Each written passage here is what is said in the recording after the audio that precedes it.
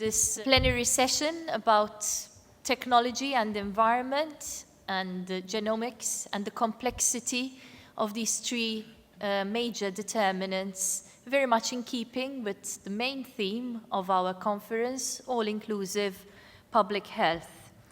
And indeed, the traditional health determinants have long been known, but new approaches to understanding health determinants are crucial if we want to get smart with tackling and influencing these determinants. Technology, the environment, and the interaction between these two key determinants require more attention. Embracing the positive aspects of technology to maximize health and societal well-being is necessary to improve physical and social needs of daily living. On the other hand, at the same time, the negative effects of technology on environment will then have a negative impact on public health. Increasingly, we are learning more about the role of genomes and their interaction with the environment in determining who will eventually develop illness. The complexity of these interactions undoubtedly requires that public health professionals seek to work with persons from diverse sectors, and it is with pleasure that I have the opportunity to introduce three eminent keynote speakers for this session, which I am sure will be most interesting: Professor Ektal, Professor Strachan, and Mr. Leonard Mizzi. And indeed, I will start by inviting Mr. Mizzi, who is a Maltese compatriot, but is currently the head of the unit in the European Commission within the DG for Agriculture and Rural Development, in charge of relations with the African, Caribbean, and Pacific countries. So Mr. Mizzi will now present to us about the impact of food, agriculture, and technology. Thank you. Thank you. Good evening, everyone. It's a pleasure for me to be present here in my home country, and it's also a pleasure to interact with public health professionals, because I think it's very important for us agricultural economists and policymakers at the European level to actually interact more with other disciplines. My presentation is quite a global presentation and possibly perceived as an outlier from the rest of many presentations here. I deal with G20, which is a configuration of the greatest 20 economies in the world. And basically, I'll try to give a perspective of what is being done from the agricultural angle to actually link more agricultural production and productivity, and also challenges which impact agricultural production and productivity. My structure is in three main sections. First of all, give an overview of the governance which regulates food security these days, and the evolution of G20 in the last 5 years since we had the food and nutrition crisis in 2007-2008. What is being done to bridge the gap between farmers and consumers? This morning in the plenary we spoke about bridging the gap between evidence and policy. For us, clearly, the issue of policy is very important in a situation where an opportunity cost of an instrument becomes more and more important in terms of getting value for money and impact. What are the opportunities which could be unleashed, and what could be the next steps and milestones? So just to give a context, we have the G20 Cannes Summit of last year, which basically gives a clear signal on the need to address food price volatility. And when you speak about food price volatility, this is also a key issue which is of concern at the final end consumer, especially in developing countries, because clearly if food prices go up, the impact on the most vulnerable is the most significant.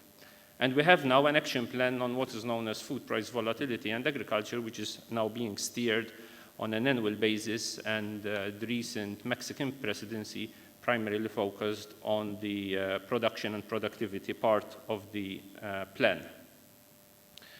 We have a new element, which is called the B20 element, where we also have an outreach with the business community and the private sector, because we think that part of the solutions could actually be addressed by better public-private partnerships. We have basically 3 streams, and it's important that the 3 streams, as is shown in this graph, interrelate and interact with each other. So there is full coherence and full complementarity between the 3 streams of the G20 process: the agricultural stream, the finance stream, which is the most important because it basically regulates and earmarks financial and economic analysis in terms of policy action, which comes from the finance ministries, and clearly the impact on the development stream, which is the impact on developing countries.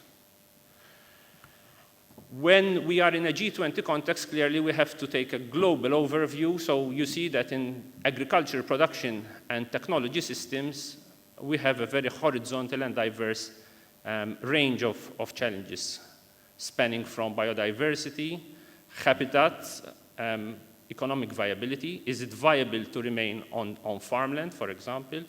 Climate change, adaptation and mitigation to climate change, resource management, access to resources. One of the big phenomena in the past 3 years is what is known as land grabbing.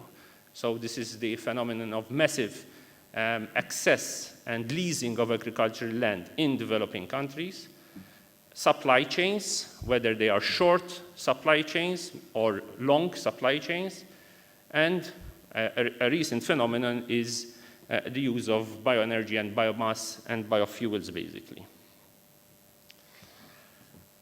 We have 5 sections: production and productivity, where the issue of technology is at the heart. We have market information and transparency. Clear, we need better transparent markets and price systems so that consumers can make better choices when these markets are set and are managed at a global and then at a national and eventually at a regional and local level. We need clearly more policy coordination. That was one of the main positioning of the G20, because we also thought that coordination was lacking and we need better coordination. It doesn't mean that coordination is not happening at a multilateral level, so at a UN level, but clearly if you want a bit bolder steps, a more restricted configuration could actually bring better returns. The issue of regulation of financial markets, we have the concept of what are known as financialization of commodity markets, which is basically the positioning of certain fund managers on food commodities, and also, finally, the issue of risk management and how to reduce volatility amongst the most vulnerable. If I just take one stream, the EU policy responses on the production and productivity stream are basically a multitude of processes. For example, we just published a communication on resilience, so how to be resilient to change and to shocks, and move away from the concept of crisis management and more in terms of resilience and prevention. We need also to support farmers and farmers' organizations. We are supporting what are known as land policy guidelines, and more importantly, we need to increase funding for research, extension services, and innovation. And this we are doing it via what is known as the collaborative research programs, but also in the recently launched meeting of agriculture chief scientists, which is now looking at agricultural science and how this is applied at farm level. Agricultural research and innovation will be a key pillar in the reform proposals. We made a mention in the plenary, all depends clearly on the outcome of the leaders' meeting on the 22nd of November, to what extent the budget which is being proposed will actually be agreed by the 27 member states. And we have a budget for Europe 2020, which has 4.5 billion earmarked for research and innovation in the field of food security, bioeconomy, and sustainable agriculture. For example, we are already looking in terms of bilateral and trilateral cooperation, including nutrition security, for example, between EU, Africa, and, for example, Brazil. What could be the opportunities to unleash, for example, in African countries? There are various studies. I will go through them quickly. The Foresight study in the UK, which is very much cited on diets, on the big challenge of the responsibility for 3 billion people having suboptimal diets, whether obesity or malnutrition. Clearly a strong case for research and development. We find that, for example, even basic extension services at farm level are being highly underfunded in developing countries, and that undernutrition needs to be tackled by direct and indirect interventions. For example, there is an ongoing project on what is known as biofortification and health conditionalities in cash transfers when we speak about food assistance.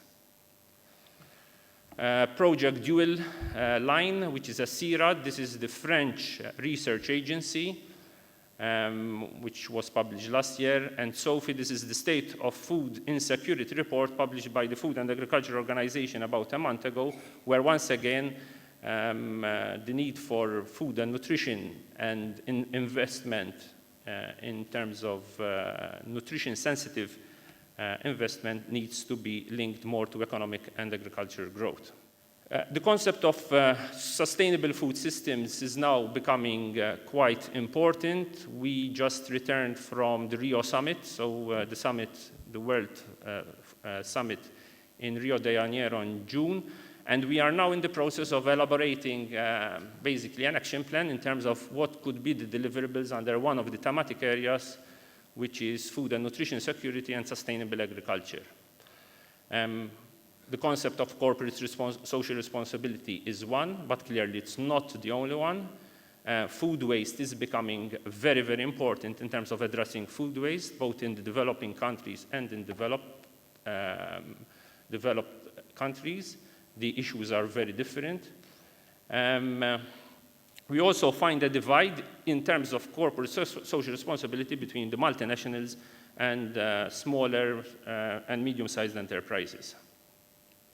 One of the areas we are, even as DG Agriculture, looking at is the concept of European innovation partnerships, and possible areas of innovation include, amongst others, recycling and biorefinery of agricultural production residues, reduction of post-harvest losses, and also development of tools for integrated supply chains. We will also publish, as Commission, a communication on sustainable foods next year.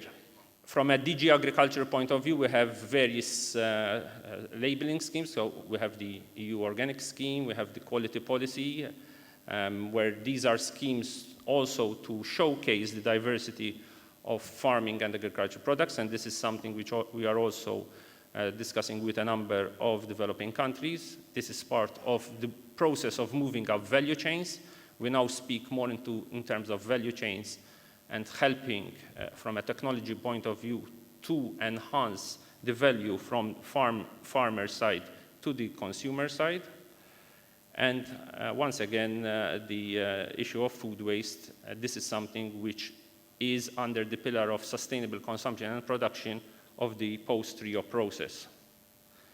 So what are some key lessons that we are learning? Clearly, from a developing country point of view, there are major challenges which might not need massive technology transfer, but clearly it requires quite a lot of investment, whether it is rural infrastructure, reducing food waste and spoilage, food chilling systems, access to innovative financing, a better and enhanced participatory process involving not only farmers but also possibly education and public health, and also strengthening technology effort and innovation capacity in general. This is becoming also an important area of research, what is known as the Agriculture Research for Development. There was a major conference in Punta del Este a few days ago, and clearly there is a big scope for coordination among the donor community, actually to be more effective at country level. And one of the areas where coordination is necessary is clearly in terms of innovation and extension services. Other opportunities from a European Union policy point of view, we have published earlier this year the Trade and Development Communication, where we have profiled more the concept of private sustainability-bound schemes, where these concern fair trade, ethical trade, or organic production. Instruments, financial instruments, like aid for trade, also to enhance market access from developing countries to developed countries, and the EU-Africa strategy post-2013. Here, there are some steps we are taking. For example, next year is the Maputo Declaration 10-year anniversary, where we find in sub-Saharan Africa, for example, that the target of 10% of public expenditure going to agriculture is very, until now, only met by around 8 countries out of almost 50 countries. This is something which needs to be upscaled, and there has to be more emphasis on agricultural, food and nutrition security if these countries have to move out of poverty and hunger as we approach the Millennium Development Goal point of 2015, where we know sub-Saharan Africa will probably miss the target within the next 2 years. Some of the issues which could be of major interest to you, clearly a need for engagement of public health officials in food chain analysis in a very holistic approach, getting agricultural experts with research experts, with agribusiness and global governance experts. There is some interesting work already going in the OECD Food Chain Analysis Network.